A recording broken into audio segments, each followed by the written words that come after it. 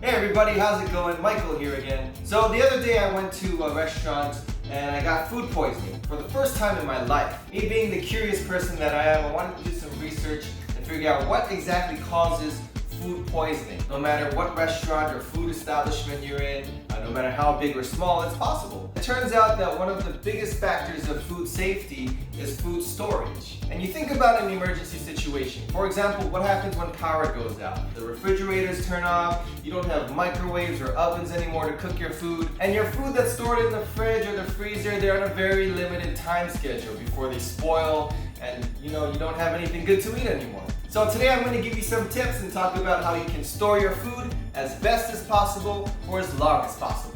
Let's get to it.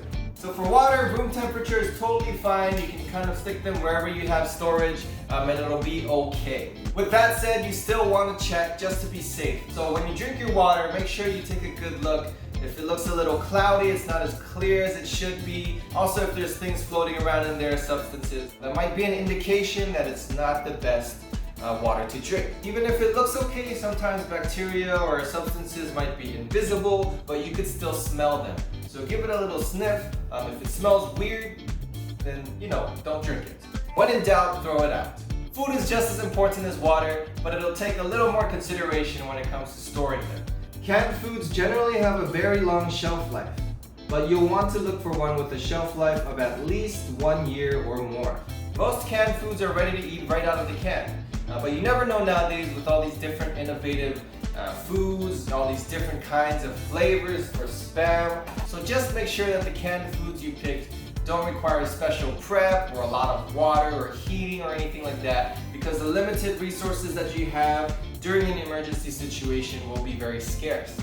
Foods will keep frozen in the freezer for about 48 hours in a full freezer and about 24 hours in a half full freezer.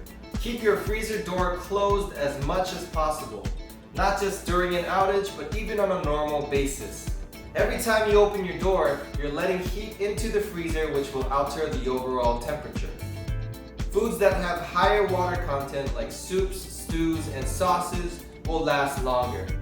If power is expected to be out for a long time, consider moving food items to a friend's house where there is still power.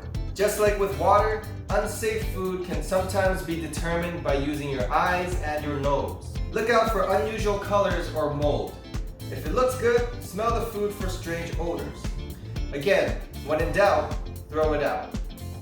When it comes to emergency preparedness, it's very important for steps to be as simple and as clear as possible, because you'll be under a lot of pressure and stress. Hopefully these food safety tips are simple enough to remember so that you'll be ready ahead of time as well as during an actual emergency.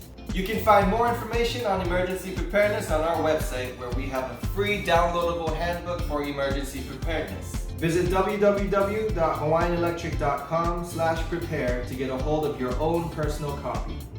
Thanks for joining us on this episode, and we hope you have a safe, enjoyable day. See you in the next one.